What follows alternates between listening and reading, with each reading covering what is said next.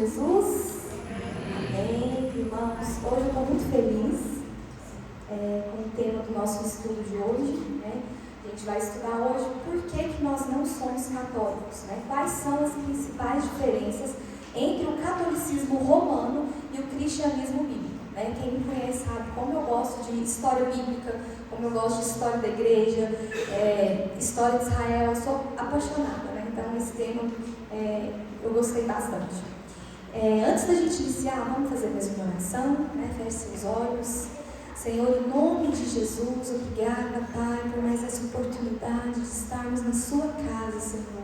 Como é bom, Senhor, nós podemos viver, Senhor, a nossa fé no Senhor. Como é bom, Senhor, a gente poder te buscar. Nós te louvamos e nós te agradecemos, Senhor, no nome de Jesus. E que o Senhor venha hoje, Senhor, abrir os olhos do nosso coração para a sua palavra. Em nome de Jesus, Senhor, que o Senhor venha iluminar o nosso entendimento, em nome de Jesus, e que seja uma noite, Senhor, de vidas e almas se renderem ao Senhor, de terem mais entendimento da sua palavra, em nome de Jesus, e que o Senhor venha, Senhor, em nome de Jesus hoje, aprofundar, Senhor, firmar as nossas raízes, Senhor, nas bases da nossa fé, Senhor, no nome de Jesus, que o Senhor venha falar com cada um, no nome de Jesus, amém, glória a Deus, né? Então, irmãos, antes de iniciar, iniciando, vamos abrir nossa Bíblia em 1 de Pedro, capítulo 3, versículo 15.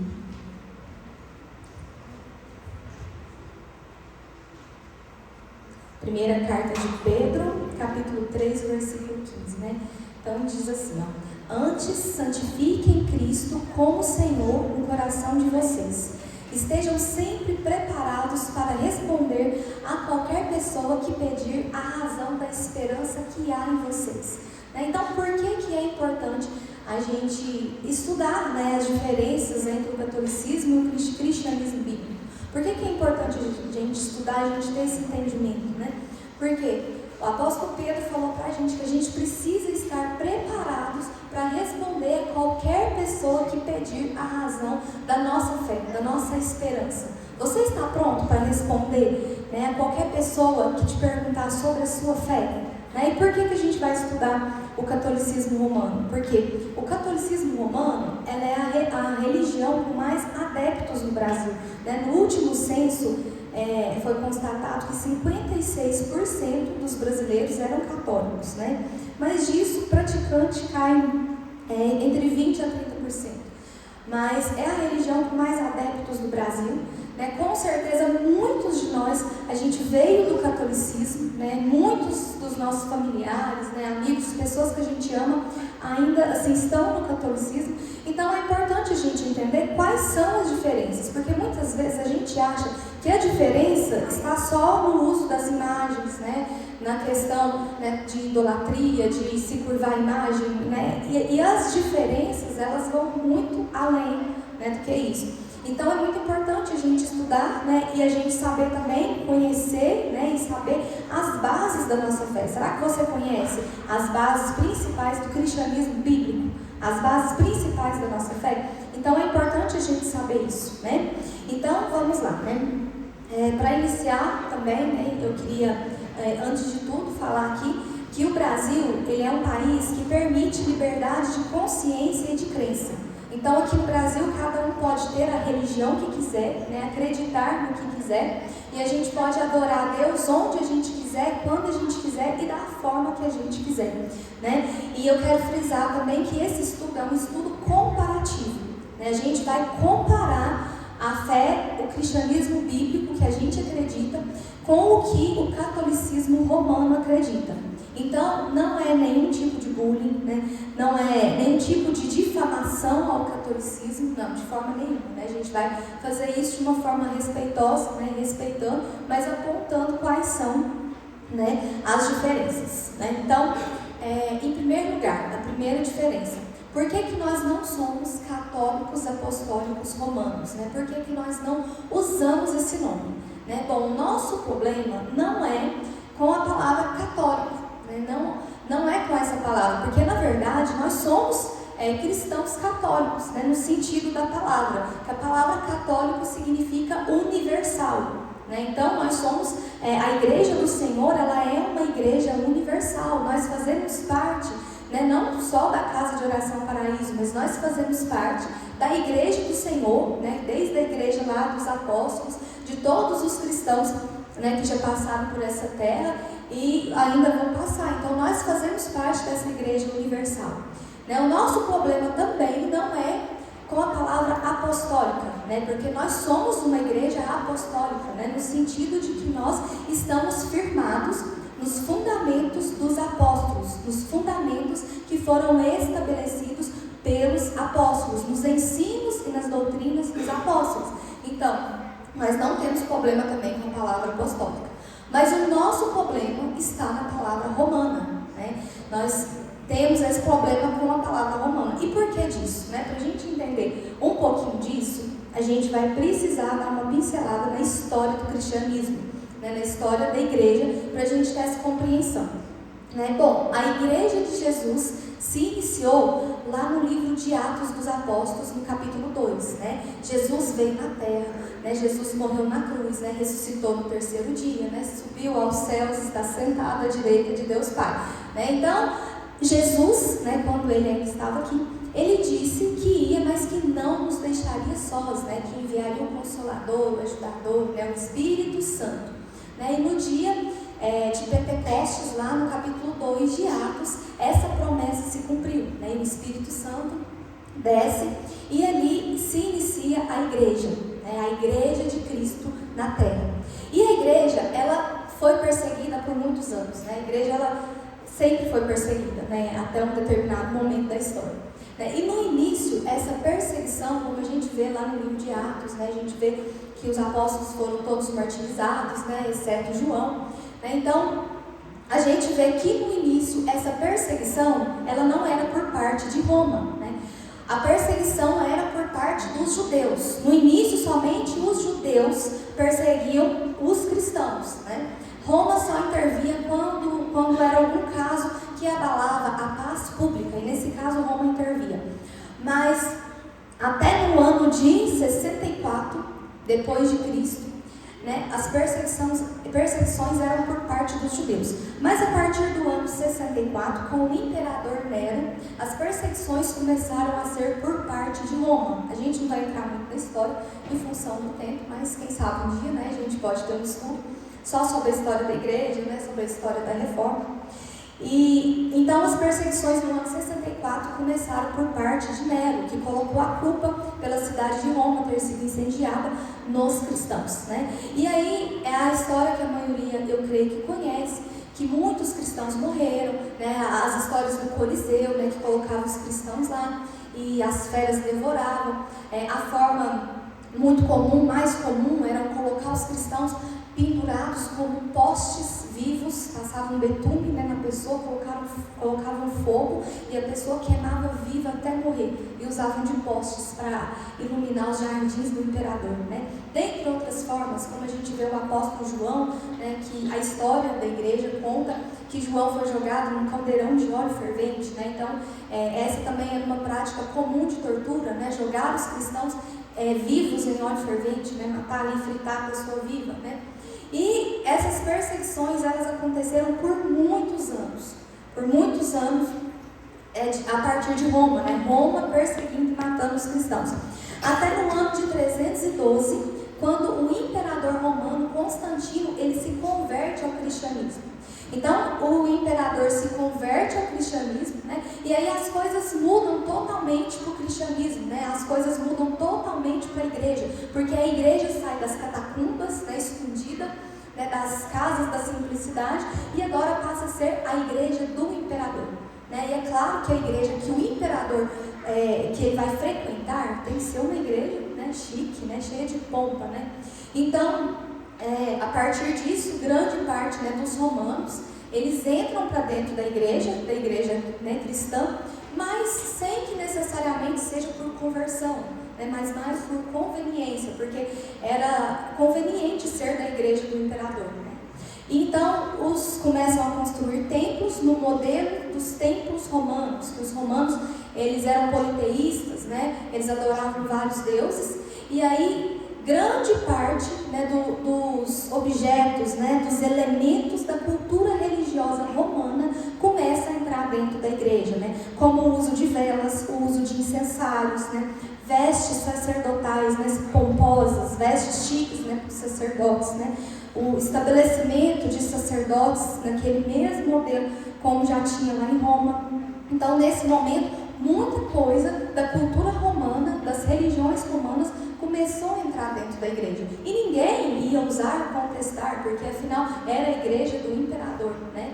Então, foi um período onde muito sincretismo religioso começou a entrar dentro da igreja. O que é sincretismo religioso? É a mistura, né, de elementos de cultos pagãos com o cristianismo, né? Então tá aí o nosso problema com Roma. E isso também abriu as portas para mais tarde também entrar o uso de imagens, né? O uso de imagens foi por volta do ano 700, né, que um padre, ele inseriu o uso de imagens na igreja, um papa, ele inseriu o uso de imagens na igreja, porque ele achou que aquilo ali era uma forma de evangelizar, era uma forma assim de fazer uma catequese para o povo, porque muitos não sabiam ler, muitos eram pessoas simples, né, analfabetas, então aquilo ali era uma forma de evangelizar, né, os que tinham menos estudo, né.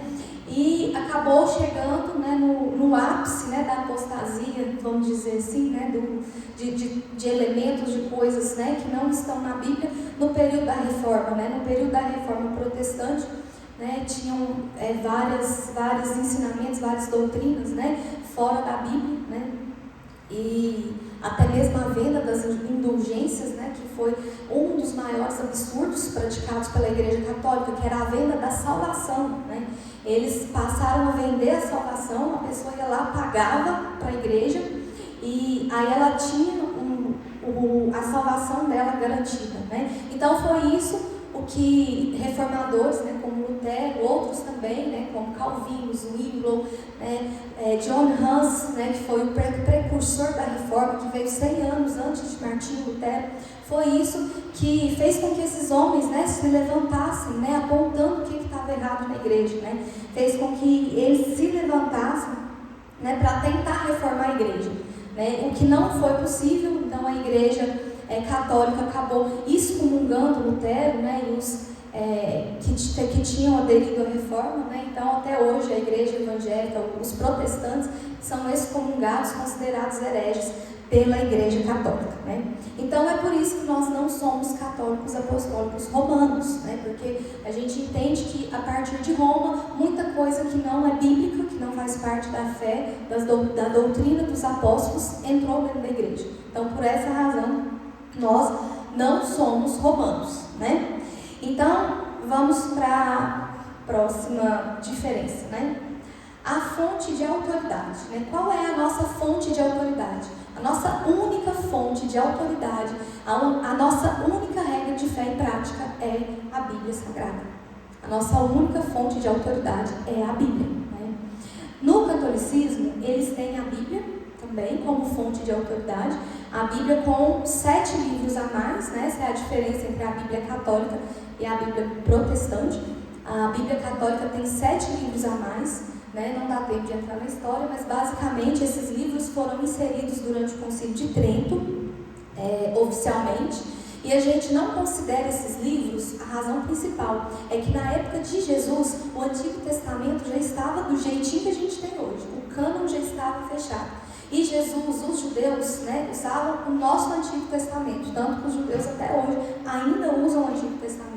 E o principal motivo que a gente não aceita esses livros é isso, é que Jesus não usava esses livros. Jesus não usou esses livros, não considerou esses livros como inspirados pelo Espírito Santo. E a própria Igreja Católica, né, considera esses livros como livros deuterocanônicos, né, são livros apócrifos, sem inspiração do Espírito Santo. Mas no Concílio de Trento, a gente vai falar um pouquinho dele, conforme eu for citando aqui as diferenças. Eu não vou falar assim, não é achismo meu, não foi coisa que talvez eu pesquisei vago na internet. Mas tudo que eu falar aqui sobre a Igreja Católica, sobre a doutrina, está fundamentado nos documentos do catolicismo, principalmente o Concílio de Trento, que foi a resposta, uma das maiores respostas da Igreja Católica à Reforma Protestante.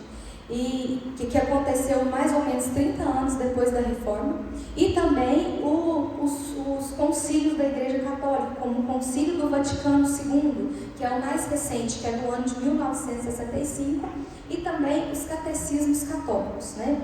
Então, o Concílio de Trento foi lá que esses livros apócrifos entraram, né? Outra fonte de autoridade que a Igreja Católica tem, além da Bíblia, é a tradição oral, né? A tradição da Igreja, que foi o desenvolvimento das doutrinas pelos primeiros cristãos, pelos pais da Igreja, aqueles primeiros estudiosos ali, século II, século III, que desenvolveram as doutrinas bíblicas, e depois disso a Igreja continuou desenvolvendo essas doutrinas. E eles acreditam que essas doutrinas, né, da história, a tradição oral da Igreja, está em pé de igualdade com a Bíblia, né? E a outra autoridade da Igreja Católica, fonte de autoridade, é o magistério, né? O magistério, que é um colégio episcopal que é encabeçado pelo Papa. O Papa, ele é o cabeça, né? Então, todas as declarações feitas pelo Papa, né, como Papa,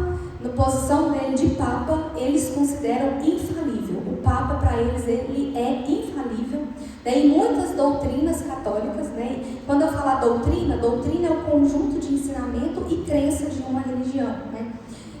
Muitas dessas doutrinas, muitos dos dogmas, né, o dogma, ele é uma doutrina que é definida por uma revelação de Deus. Então eles acreditam que Deus pode se revelar ao Papa, trazer uma nova revelação ao Papa, e aquilo que o Papa declara é em pé de igualdade, é uma verdade, é em pé de igualdade com a palavra de Deus, né? Os documentos que comprovam, eu até tinha feito uns slides para ir passando aqui, mas não deu certo de passar. Mas eu vou ir falando e depois eu vou disponibilizar no grupo da igreja também. E se mais alguém quiser esse material, né, os documentos católicos que comprovam isso é o Concílio de Trento e o Concílio do Vaticano II também comprova isso, né? E como eu falei, no cristianismo bíblico, para a gente, a Bíblia, né, ela é a única regra de fé e prática. Ela é a única fonte de autoridade. Inclusive, esse foi um dos maiores gritos da Reforma Protestante, né? Sola Escritura, né? Somente a Escritura, né? Como a gente vê, né, no livro de Gálatas, eu vou pedir para projetar, por favor, Gálatas 1:8. Né? Paulo, quando ele escreveu aos Gálatas, ele diz assim, ó: mas ainda que nós, ou um anjo do céu, pregue um evangelho diferente daquele que pregamos a vocês, que seja amaldiçoado, né? Então, a nossa única fonte de autoridade é a Bíblia. O apóstolo Paulo, escrevendo aos Gálatas, né, ele fala: ainda que venha um anjo do céu e pregue um outro evangelho a vocês, que não seja esse aqui, que não seja esse evangelho, né, que seja amaldiçoado, né, as traduções mais antigas, que seja anátema, né, que seja amaldiçoado. Então é por isso que nós não cremos em outra revelação. Nós acreditamos, né, que todas as revelações de Deus, que todas as doutrinas de Deus, elas estão aqui. Né, que no momento que o Apocalipse aqui se encerrou, né, que tudo que é necessário para a nossa salvação, que tudo que é necessário para a nossa caminhada cristã está aqui na Bíblia. Então, nós não acreditamos que a tradição da igreja ou que um homem, né, possa conter revelações a mais, doutrinas a mais, né, de ensinamentos a mais. Então, nós não cremos nisso, né? A próxima diferença, né? Quem é Jesus? Quem é Jesus no catolicismo romano, né? Bom, eles formalmente, eles confessam Jesus como Salvador e como mediador. Eles creem que Jesus é Salvador e que Ele é mediador. Mas eles não têm Jesus como o único mediador. Eles também têm Maria e os santos. E algo que eu não sabia, que eu descobri, né, estudando, o sacerdote católico também, ele também é um mediador. Né? Então, eles acreditam que o sacerdote, naquele momento ali da missa, ele está fazendo uma mediação entre o povo e entre Deus. Eles acreditam que o sacerdócio católico, é uma continuação do sacerdócio levítico, lá do Antigo Testamento. Lembra que o sacerdote, ele tinha que entrar, né, lá no tabernáculo, né, oferecer o sacrifício, né, para perdão dos pecados, fazer a expiação dos pecados pelo povo. Eles acreditam que o sacerdote na Igreja Católica é a mesma coisa, né? Então, eles acreditam que aquele momento da missa está se repetindo o sacrifício de Jesus. A missa é uma repetição do sacrifício de Jesus. E quando o padre pega, né, eles chamam de Eucaristia, pega a hóstia, né, e quando ele fala aquelas palavras, eles creem que Jesus desce do céu e acontece o milagre da transubstanciação. O que é isso, transubstanciação? Eles acreditam que a hóstia em matéria continua sendo, né, o pão lá, mas a essência se torna Jesus. A essência não é mais um pão, mas é Jesus, né? E essa ideia, ela não é bíblica, mas ela vem de Platão, que é um filósofo grego, que fez distinção entre a matéria e entre a essência, né? Então, isso não é algo bíblico, né? E aí, tem até, eu achei muito interessante quando eu estava estudando, tem um livro que foi muito famoso no século XVIII, do Santo Afonso de Ligório. E esse livro tem um trecho que fala sobre isso. E olha só o que ele fala nesse livro. Sem a presença do sacerdote, a morte de Cristo teria sido em vão, pois o sacerdote tem o poder de transformar o pão em Deus. Ele reafirma que diante das palavras do sacerdote, Cristo se obriga a descer, demonstrando submissão voluntária ao sacerdote. Nossa, eu fiquei assim pasmada com isso aqui. Então eles acreditam que as palavras do sacerdote, que Cristo, né, se submete, que Cristo tem submissão às palavras do sacerdote. E aí Cristo desce do céu e incorpora ali na hóstia, né? E olha para vocês ver o que eles chegam a dizer, que sem o sacerdote a morte de Cristo teria sido em vão, porque o sacerdote tem o poder de transformar o pão em Deus, né? E a gente não crê nisso. Os documentos, primeiro eu vou falar, que falam sobre isso, é a Constituição Apostólica, o Papa Pio XII, de 1950, e também esse livro, que é um livro famoso, muito famoso católico, não é um documento oficial, mas foi um santo, né, fazia parte do clero, né, e fala isso, né? Então, a gente, no cristianismo bíblico, a gente não crê nisso. A ceia, para a gente, ela é um memorial. Jesus disse, fazer isso em memória de mim. Então a ceia para nós é um memorial, né? Fazemos isso, o pastor Igor falou esses dias, né? Na ceia a gente olha para trás, a gente olha para o que Jesus fez por nós, né? A gente olha para o presente, né? Examine-se, pois o homem é a si mesmo. A gente se examina, né? E a gente olha para frente, a gente olha para o dia que Jesus vai voltar, vai nos levar, que a gente vai cear com Ele, que a gente vai estar com Ele. Então, e também a gente olha, né, para os nossos irmãos, é o momento de termos comunhão uns com os outros, né? Então a ceia para a gente é um dos sacramentos que Jesus deixou para a gente, né? Os sacramentos que a gente tem é a ceia e o batismo, né? Então a ceia é um momento muito importante, muito maravilhoso na vida de todo crente, né? E a ceia para a gente, ela é assim, um momento da gente ter comunhão com o Senhor, né? Um momento assim da gente avaliar nossa caminhada, né? Então a gente tem essa diferença, a gente não crê na transubstanciação e a gente não crê nesse tipo de sacerdócio, né? Falando sobre o sacerdócio, né? A Bíblia deixa clara lá no livro de Hebreus, né? Hebreus 7, versículo 11, pode projetar por favor, né? Hebreus 7, 11 deixa claro, né? Hebreus capítulo 7, que houve uma mudança de sacerdócio. Quando Jesus veio, a gente não está mais no sacerdócio levítico, mas houve uma mudança de sacerdócio, né? Versículo 11 vai dizer assim, ó: se fosse possível alcançar a perfeição por meio do sacerdócio levítico, pois em função dele a lei foi dada ao povo, por que haveria ainda necessidade de se levantar outro sacerdote segundo a ordem de Melquisedeque e não segundo a ordem de Arão? A ordem de Melquisedeque, né? A Bíblia fala lá em Gênesis de Melquisedeque, que era um sacerdote, rei de Salém, né? Ele era sacerdote, a Bíblia não fala genealogia, não fala quem era, nem nada dele, né? Mas Abraão, quando Abraão veio de uma guerra, venceu uma guerra, Melquisedeque se encontra com Abraão, e ali Abraão dá o dízimo para Melquisedeque e se curva diante dele, né? Então, a Bíblia deixa claro no Levítico que quando Abraão, né, se curvou diante de Melquisedeque, Ali Melquisedeque representava o sacerdócio de Cristo, e ali a tribo de Levi, dos sacerdotes, estava, a linhagem de Arão, né, da tribo de Levi, estavam representadas ali em Abraão, né, visto que depois de Abraão veio Isaac e Jacó e veio Levi. Então a semente de Levi estava em Abraão. Então quando Abraão ele se curva diante de Melquisedeque, né, ali é o sacerdócio levítico se curvando a Jesus, né? Então, se a gente continuar lendo, vamos lá para o versículo 18, né? A ordenança anterior é cancelada por ser fraca e inútil. Então, o sacerdócio levítico no Antigo Testamento, ele serviu para preparar o povo, né? O sacerdócio ele era sombra do que haveria de vir, né? O Antigo Testamento é sombra das realidades espirituais que são apresentadas no Novo Testamento, né? Vamos lá no versículo 22. Por causa desse juramento, Jesus tornou fiador de uma aliança superior, né? Agora desce lá, versículo 27.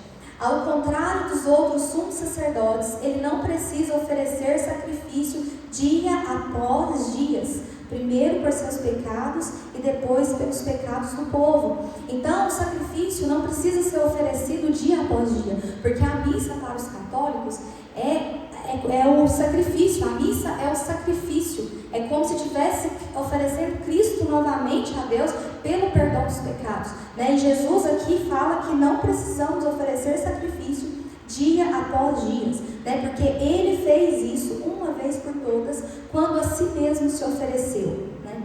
E se a gente for lá também para 1 de Pedro 2, versículo 9, primeira carta de Pedro 2,9, vocês, porém, são geração eleita, sacerdócio real, nação santa, povo de propriedade exclusiva de Deus, para anunciar as grandezas daquele que os chamou das trevas e para a sua maravilhosa luz. Então, nós acreditamos no sacerdócio universal dos crentes, né? Então, o sacerdócio levítico, ele foi cancelado, ele não vale mais, ele só durou até que viesse um sacerdócio melhor, que é o sacerdócio de Cristo, né? E quando Jesus morreu lá na cruz, a gente sabe que o véu do templo se rasgou de alto a baixo. Antes só o sumo sacerdote podia entrar no Santo dos Santos, mas agora cada um de nós tem o direito de entrar no Santo dos Santos, né? E aqui Pedro está falando que nós somos geração eleita, sacerdócio real. Somos sacerdócio real. Cada crente é um sacerdote na presença do Senhor. Nós não precisamos de ninguém para fazer mediação entre nós e Deus, porque nós somos sacerdotes. Cristo é o nosso mediador. E através da aliança de Cristo, né, do sangue da nova aliança, nós podemos entrar com convicção hoje no Santo dos Santos, que é onde está a presença de Deus, né? Então, glória a Deus por isso. Amém? Amém. Então, a próxima aqui, sobre Maria, né? Sobre a divindade de Maria, né?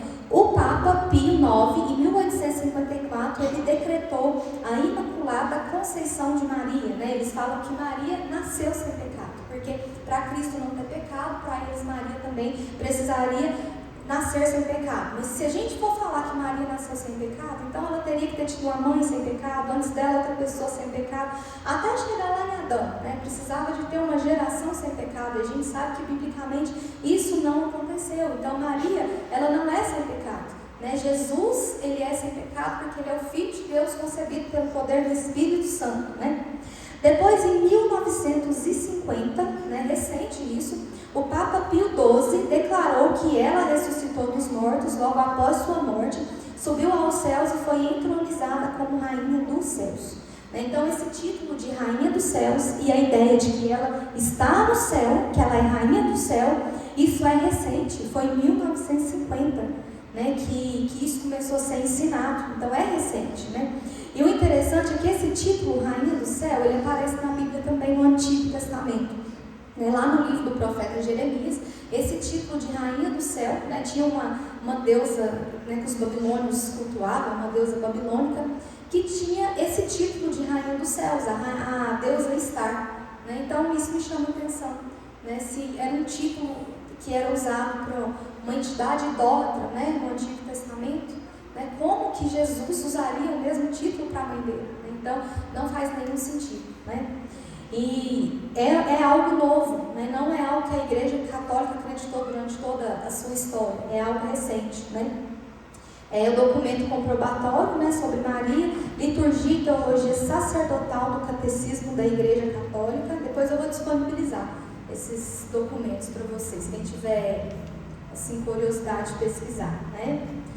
Então, a gente vê, né, na Bíblia que não há nenhum mediador a não ser Jesus, né? Lá em 1 Timóteo, um texto muito conhecido, 1 Timóteo 2,5, né? Há um só Deus e um só mediador entre Deus e os homens, Jesus Cristo, o homem, né?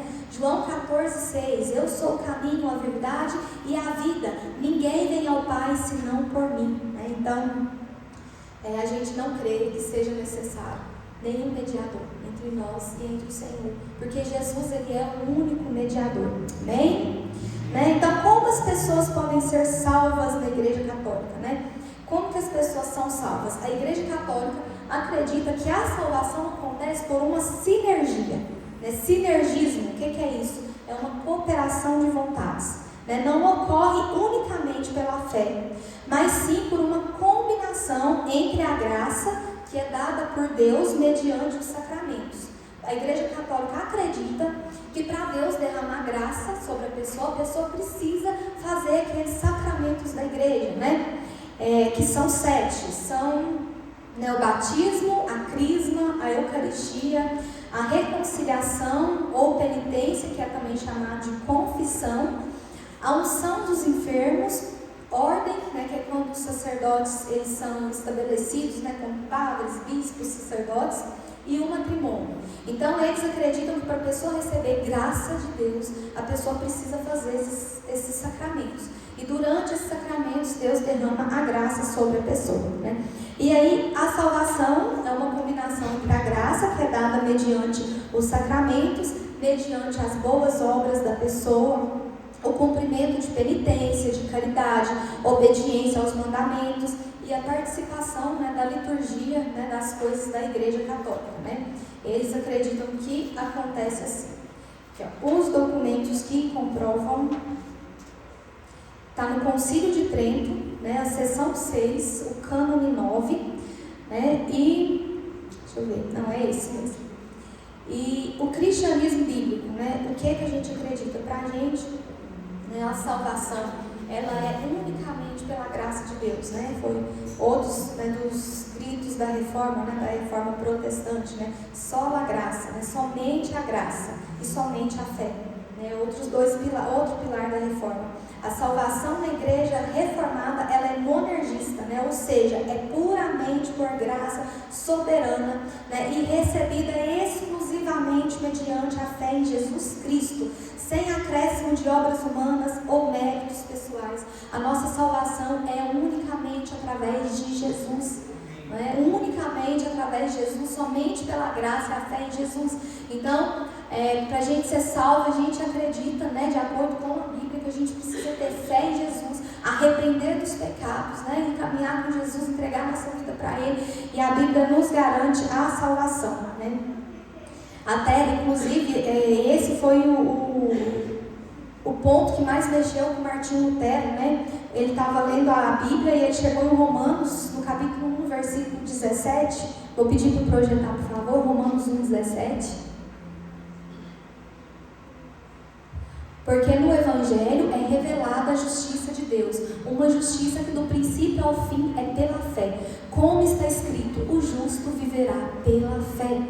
Então, do princípio ao fim, a salvação ela é pela fé. E quando Martinho Lutero, né, ele leu o justo viverá pela fé, o Espírito Santo testificou isso no coração dele. Ele teve um entendimento que era pela fé. E foi isso que motivou, né, o início da reforma protestante através de Martinho Lutero, né?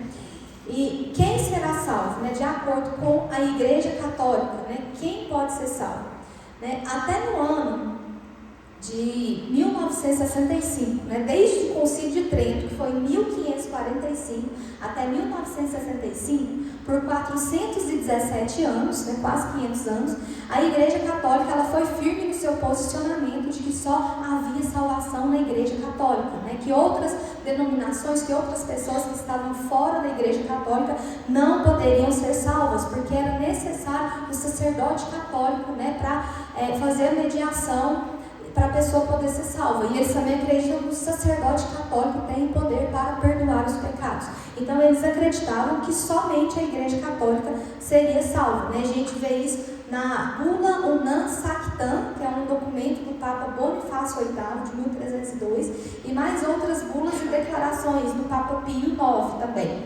Porém, no ano de 1965, a Igreja Católica ela entrou em contradição, né? Lá no Concílio do Vaticano II, né, eles soltaram uma declaração que diz assim, eu coloquei até o trecho, que os cristãos não católicos estão unidos a Cristo pelo batismo e pela fé nas Escrituras, atuando o Espírito Santo neles como meio para a salvação.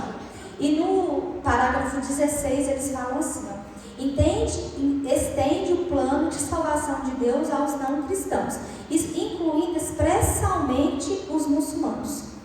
Aí eles colocaram assim nesse parágrafo: mas o desenho da salvação abraça também aqueles que reconhecem o Criador, entre os quais, em primeiro lugar, os muçulmanos, que professando manter a fé de Abraão, adoram conosco Deus único e misericordioso, que há de julgar os homens no último dia.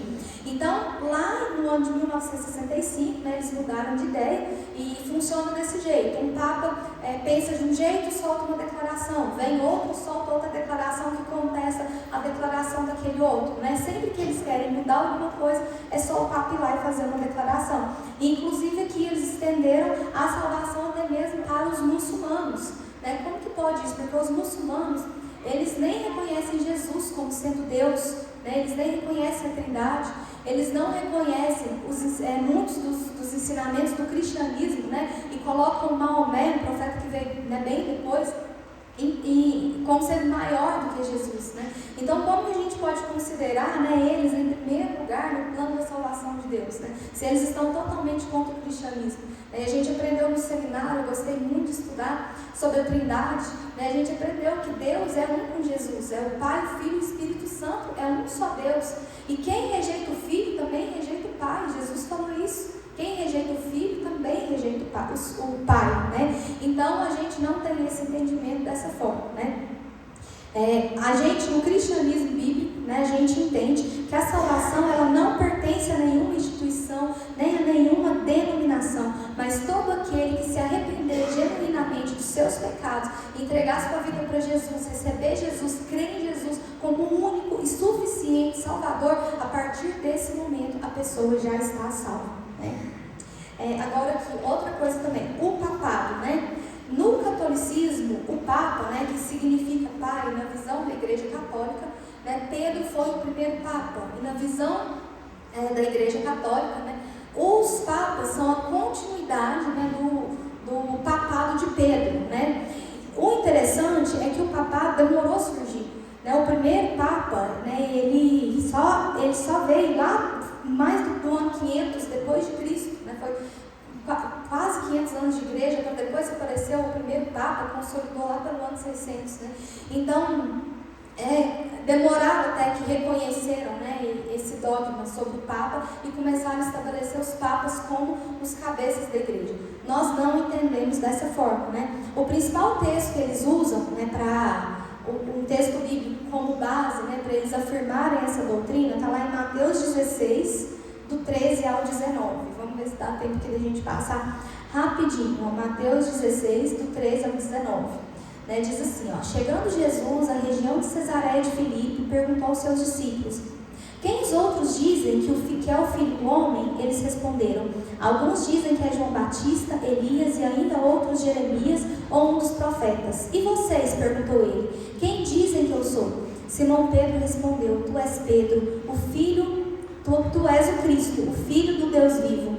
Respondeu Jesus: abençoado é você, Simão, filho de Jonas, pois isto não lhe foi revelado por carne ou sangue, mas por meu Pai que está no céu. E eu lhes digo que você é Pedro, e sobre esta pedra edificarei a minha igreja, e as portas do Hades não poderão vencê-las. Eu lhe darei as chaves do reino dos céus. O que você ligar na terra terá sido ligado nos céus, e o que você desligar na terra terá sido desligado no céu. Então, a Igreja Católica, ela usa esse texto para falar que Pedro é a pedra na qual a igreja seria edificada, né? Mas nós não temos esse entendimento, né?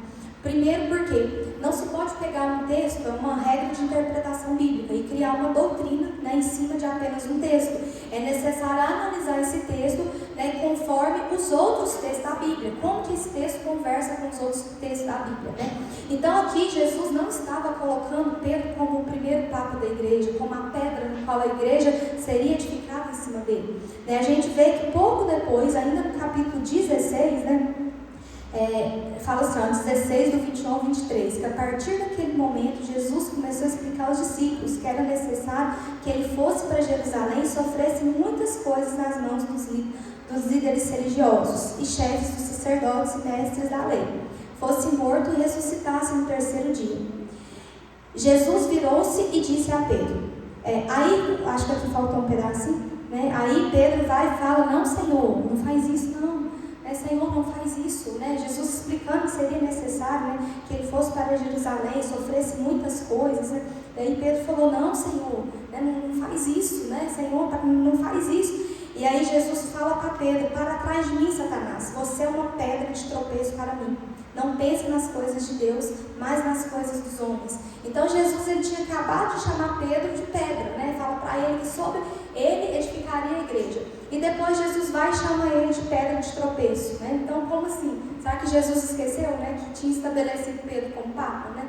E depois a gente vê também, lá no livro na carta aos Gálatas, né, lá no capítulo 2, a gente vê que o apóstolo Paulo, ele deixa eu ver aqui qual que é a palavra, ele repreende Pedro, né? O apóstolo Paulo repreende Pedro, né? Porque Pedro, ele estava lá na igreja de Antioquia, né? Ele estava lá no meio daquela igreja, daqueles irmãos que era uma igreja de cristãos gentios, né? De cristãos que não eram judeus, e ele estava comendo ali com aquele povo, né? Em comunhão com eles. Mas quando chegou alguns cristãos judeus, aí ele já se afastou, ficou no cantinho dele, né? E aí Paulo, né? Ele repreende Pedro pela atitude que ele tem, né? Então, aqui a gente vê também que Paulo talvez também tenha se esquecido de que Pedro era o Papa, né? Então, a gente vê aqui que o Papa é considerado infalível, né? A gente vê que Pedro, que ele não é infalível.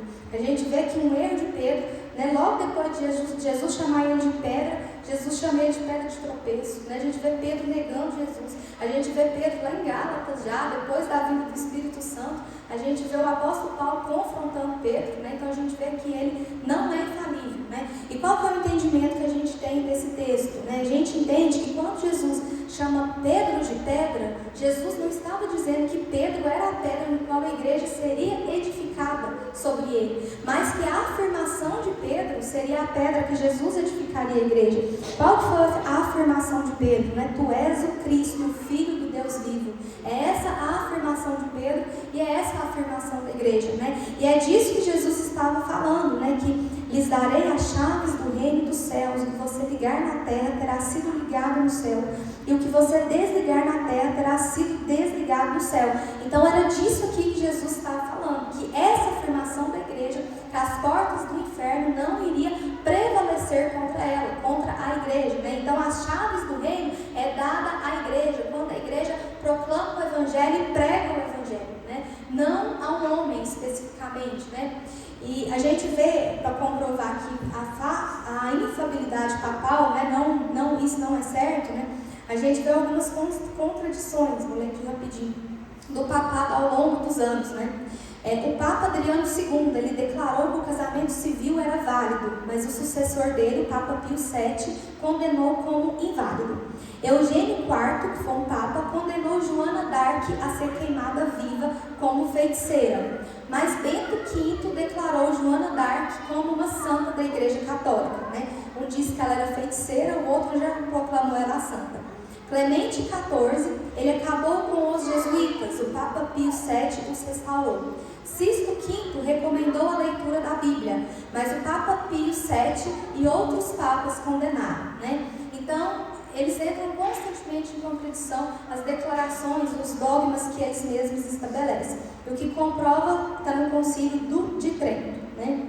Então, aqui a gente já falou, porque aqui não acreditamos que Pedro ele é o Papa. Sobre a missa e a ceia também a gente já falou a diferença, né? O uso de imagens também a gente já falou, né? O purgatório e as indulgências, né? A Igreja Católica acredita no purgatório. Eles têm uma doutrina, né, que fala que existe o céu, existe o inferno, mas também existe um lugar intermediário chamado de purgatório. Lá no purgatório, os sofrimentos, né, se equivalem ao inferno, um lugar de horror, de terror, mas a pessoa vai para ali e ela fica lá por um certo período, né? Se a pessoa era da Igreja Católica, né, participava dos sacramentos e tudo, então eles acreditam que a pessoa vai passar pelo purgatório para pagar pelos seus pecados, mas depois ela vai poder ir para o céu quando ela tiver acabado de pagar os pecados.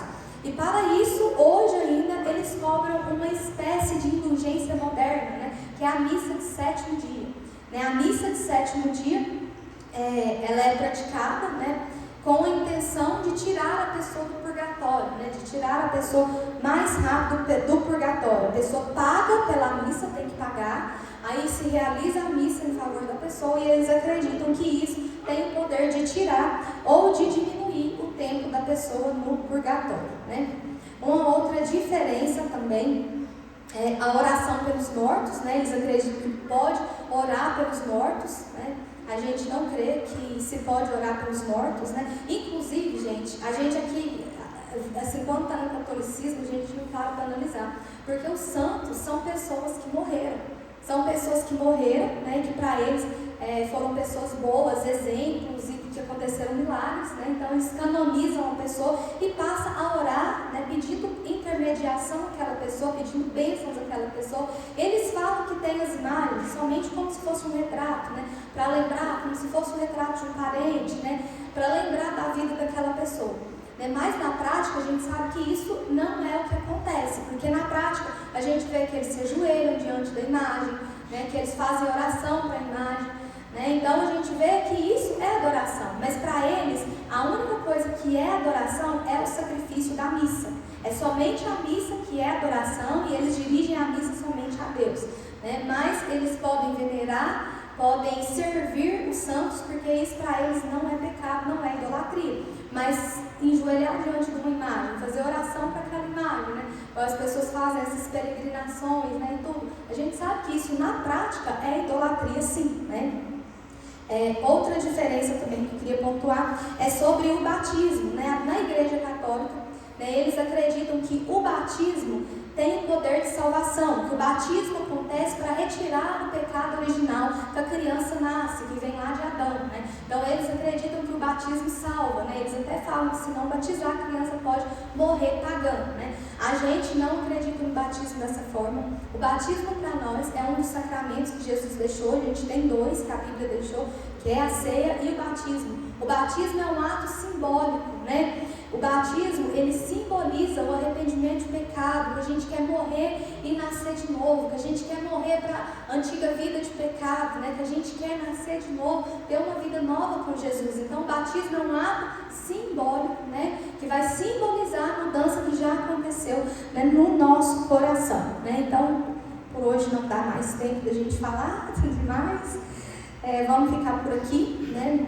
E a minha intenção hoje com esse estudo, a nossa intenção, é reafirmar as bases da nossa fé, né? Reafirmar em que nós acreditamos, por que nós acreditamos, né? E como uma igreja, né, reformada, fundamentada na Escritura, né, que a gente venha permanecer firme, né, no ensino dos apóstolos, né, no ensino, né, que a Bíblia traz para a gente. A Bíblia, ela é suficiente, a gente não precisa de buscar nada fora da Bíblia. Tudo que a gente precisa está na Bíblia, né? Que a gente venha, né, ficar fundamentados na Bíblia como nossa única regra de fé e prática, né? Na salvação pela graça, mediante a fé, né, no Senhor Jesus, por meio do sacrifício de Jesus, né? E somente para a glória de Deus, né? Então, espero que tenha sido proveitoso para os irmãos, né? Vou mandar lá no grupo esse material, eu acho que é muito interessante. Depois, se vocês quiserem aprofundar mais, eu tenho muito mais material sobre isso. Se alguém quiser, pode me falar, né? E que seja bênção, né, na vida dos irmãos, que venha trazer clareza, né, para sua mente, te ajudar, né, quando você for evangelizar.